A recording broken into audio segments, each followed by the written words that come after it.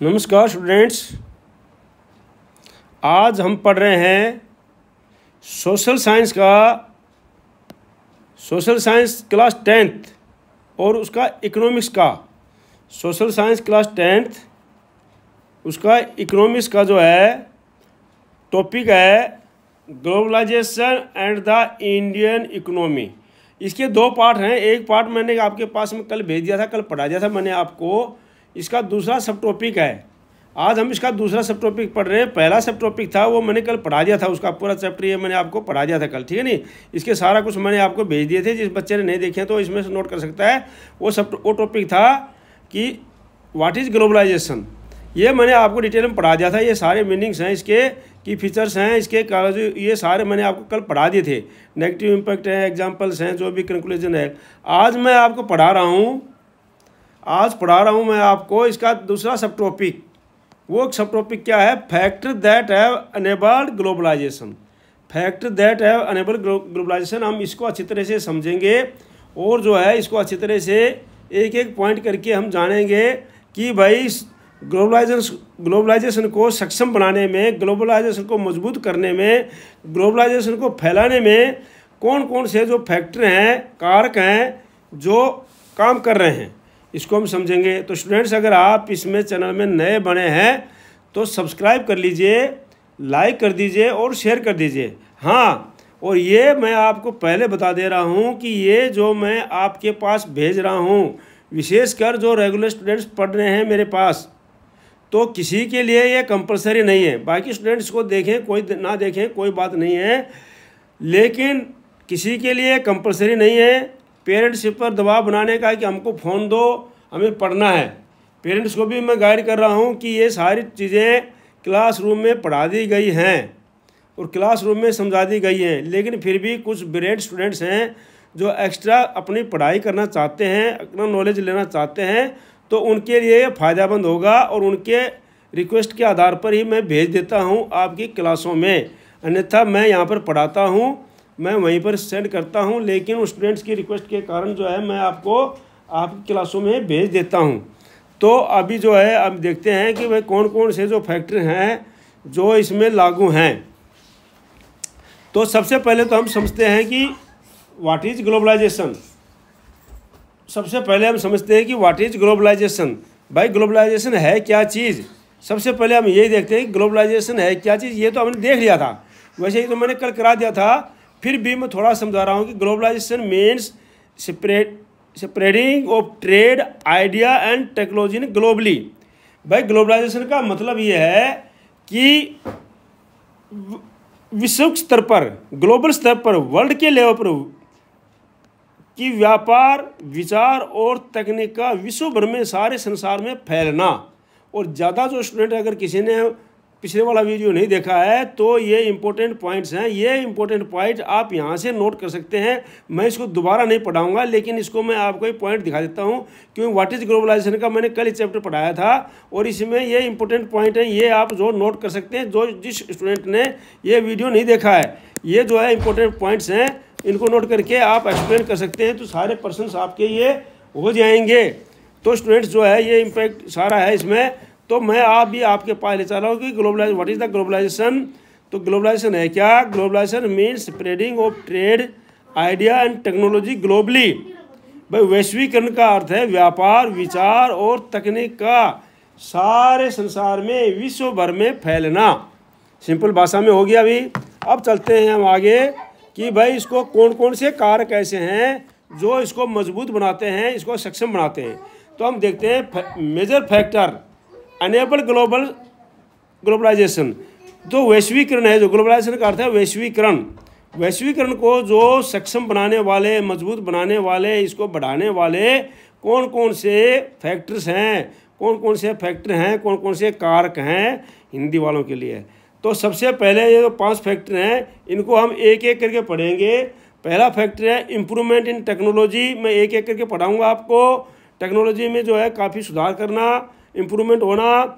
Liberalisation in trade policies, जो trade की policies हैं, नीतियां हैं, उनको लिबरलाइज करना और उनको खुला रूप देना, उनके ऊपर से ट्रेड बैरियर हटाना।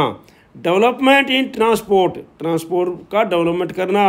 ग्रोथ ऑफ एमएनसीज का ग्रोथ होना, एमएनसीज का बढ़ना।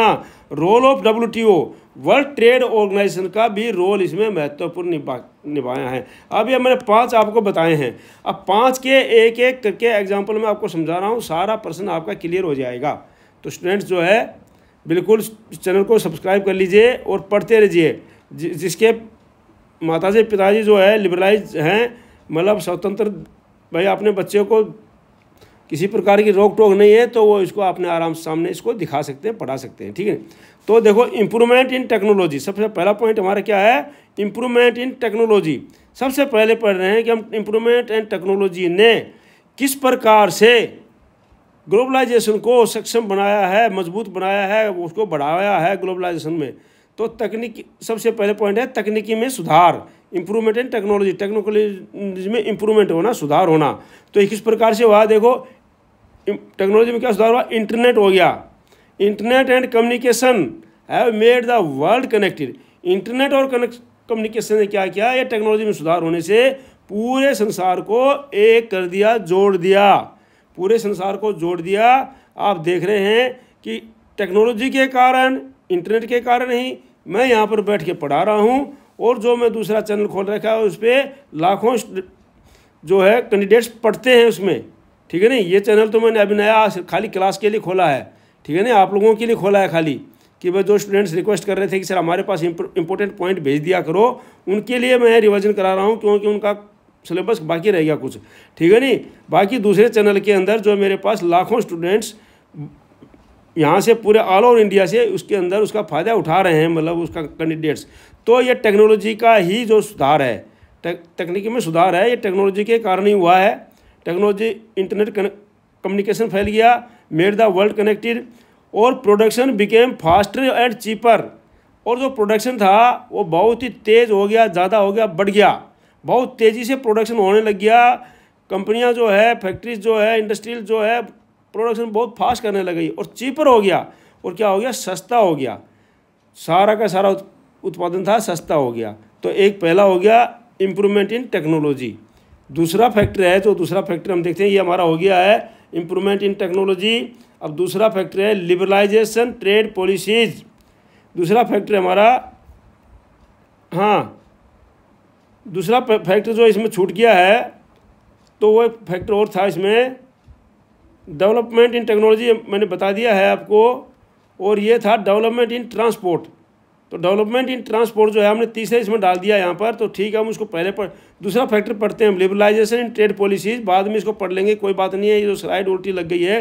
तो लिबरलाइजेशन इन पॉलिसीज, जो लिबरलाइजेशन ट्रेड पॉलिसी क्या है, ये जो है लिबरलाइजेशन पॉलिसी क्या है, नीतिगत उदारीकरण, मतलब जो है ट्रेड के लिए, व्यापार के लिए, उसको फैलने के लिए, ग्लोबलाइजेशन के लिए, व्यापार में क्या है, जो बैरियर थे, व्यापार के अंदर जो बैरियर है उनको हटा दिया गया है। जैसे भारत का हम एग्जांपल लेते हैं, तो 1991 तक भारत में जो है काफ़ी बैरियर था। यहाँ पर 1991 तक जो है भारत में काफ़ी बैरियर था, मतलब ट्रेड के ऊपर लगा हुआ था बैरियर। भाई जो ट्रेड था उसके अंदर क्या था कि उसके ऊपर सरकार ने बैरियर लगा रखा था, उसके ऊपर सरकार ने टैक्स लगा रखे थे, सरकार उसको आने के लिए मना कर रही थी। क्यों मना कर रही थी वो मैं पहले पढ़ा चुका हूँ, ताकि हमारी एमएनसीज को बढ़ावा मिल जाए। तो इसलिए उन्होंने जो है इसके लिए ट्रेड बैरियर रिमूव कर दिया 1991 में, तो इससे ग्लोबलाइजेशन बढ़ गया। फॉरेन इन्वेस्टमेंट एनकरेज्ड, और फॉरेन का जो विदेशी जो इन्वेस्टमेंट था, विदेशी का जो पैसा हुआ था, निवेश था, उसको बढ़ावा मिल गया। ये भी एक बहुत अच्छा लिबरलाइजेशन पॉलिसी है। ये हमारे को किसके लिए है, ये इम्प्रूवमेंट, ये जो है इसके लिए मेजर फैक्टर अनेबल्ड ग्लोबलाइजेशन के लिए, ठीक है। अब अगला क्या है, दूसरा मैं बता रहा था आपको, लिबरलाइजेशन पॉलिसी पढ़ लिया। डेवलपमेंट इन ट्रांसपोर्ट, ट्रांसपोर्ट का डेवलपमेंट इन ट्रांसपोर्ट पढ़ रहे हैं हम। तो ट्रांसपोर्टेशन के अंदर जो डेवलपमेंट हुआ है वो किस प्रकार से हुआ है, तो देखो अभी क्या हो गया, मॉडर्न शिप्स थे, प्लेन्स थे, कंटेनर हैं, अनेबल ग्लोबल ट्रेड गुड्स, ये सारे जो सामान को इधर से उधर ले जाने में, goods reach anywhere any time और क्विकली। तो क्या है, जैसे मॉडर्न शिप्स हैं, इनसे जो है शिप्स हो गई, उसके बाद हो गया कंटेनर हो गया, और उसके बाद में हवाई जहाज हो गया, प्लेन्स हो गया। ये सब क्या हैं, ग्लोबल व्यापार को बहुत बढ़ा रहे हैं, क्योंकि इनमें सामान जो है लोड होकर के एक कंट्री से दूसरे कंट्री में जा रहा है, जिससे कि बढ़ावा मिल रहा है, किसको, ग्लोबलाइजेशन को बढ़ावा मिल रहा है। तो ये भी एक फैक्टर है। ठीक है, डेवलपमेंट हो गया, ये मैंने आपको पढ़ा दिया है। अब जो है अगला है रोल ऑफ एमएनसीज। अगला फैक्टर क्या है हमारा, रोल ऑफ एमएनसीज। जो मल्टीनेशनल कॉरपोरेशन हैं, मल्टीनेशनल कॉरपोरेशंस जो हमारे हैं, एमएनसीज हैं, उनकी बहुत बड़ी भूमिका है। जो बहुराष्ट्रीय कंपनियां हैं, उनकी बहुत बड़ी भूमिका है सेपरेट जो ग्लोबलाइजेशन को अनेबल करने में, सक्षम करने में, क्योंकि वो हर एक देश के अंदर एमएनसीज क्या है वो मैं आपको पढ़ा चुका हूँ, और आपको पता भी आ गया कि भाई एमएनसीज क्या होती हैं। मान ले कोई एक कंपनी है, वो किसी देश के अंदर प्रोडक्शन करती है, किसी देश से जो है लेबर हायर करती है, किसी देश के से रॉ मटेरियल खरीदते हैं, किसी देश में जो अपना मार्केट बेचती है, किसी देश में वो अपना जो है कॉल सेंटर खोलती है, ऐड करती है। तो इनको एमएनसीज बोलते हैं। कहीं इन्वेस्ट करती है, किसी का पैसा होता है, कहीं पर इन्वेस्ट होता है। तो ये जो एमएनसी जो हैं, इनको फैलने से प्रोडक्शन काफ़ी बढ़ गया, इन्वेस्टमेंट ग्लोबली हो गया, पूरा ग्लोबली इन्वेस्ट हो गया, और कनेक्ट मार्केट एंड पीपल, और जो मार्केट और पीपल था वो एक दूसरे से कनेक्ट हो गए पूरे वर्ल्ड के अंदर। तो इससे भी इसको बढ़ावा मिला है। अगला है role of WTO, role of world trade organization. WTO है वर्ल्ड ट्रेड ऑर्गेनाइजेशन, विश्व व्यापार संगठन है। ये विश्व व्यापार संगठन, इसकी भी बहुत बड़ी भूमिका है, क्योंकि इन्होंने जो है प्रमोट्स ऑफ फ्री ट्रेड को फ्री करने में, व्यापार को फ्री करने में बड़ी अच्छी भूमिका निभाई है। उन्होंने नियम बनाए हैं कि व्यापार के ऊपर कोई बंधन नहीं लगाएगा, व्यापार के ऊपर कोई बैरियर नहीं लगाएगा, व्यापार के ऊपर कोई टैरिफ नहीं लगाएगा, मतलब ज़्यादा नहीं लगाएगा, व्यापार सबके लिए खुला रहेगा। तो इनके नियमों के अनुसार जो है set goods global trade rules, और इन्होंने बड़े अच्छे अच्छे नियम बनाए हैं, जिसके कारण जो है इनको बढ़ावा मिला है। किसको बढ़ावा मिला है, ट्रेड को मिला है, ग्लोबलाइजेशन को बढ़ावा मिला है। तो इस प्रकार से स्टूडेंट्स, ये जो 5 जो हैं फैक्टर्स थे इसके, तो ये जो है दूसरा पार्ट था इसका, ये पार्ट था दूसरा, सेकंड पार्ट था इसका, किसका, सोशल साइंस का, इकोनॉमिक्स चैप्टर का, globalization and the Indian economy. First part what is globalization मैंने कल पढ़ा दिया था, वो मैंने आपको दिखा दिया है। जो स्टूडेंट को चाहिए वो उसमें से जो दिखाने से यहीं पर इसको रोक करके आप ले सकते हैं, इसको पॉइंटों को नोट कर सकते हैं। जब पॉजिटिव इम्पैक्ट क्या है, नेगेटिव इम्पैक्ट क्या है, ये पिछले व्हाट इज ग्लोबलाइजेशन के इम्पैक्ट हैं, क्लूज ऑफ ग्लोबलाइजेशन क्या है, की फीचर्स क्या हैं, ये सारे आप ले सकते हैं। मीनिंग क्या है, ये सारा मैंने अच्छी तरह से समझाया था कल। ठीक है ना। तो आज मैंने बता दिया है कि ग्लोबलाइजेशन को सक्षम करने के लिए कौन कौन से पॉइंट्स हैं।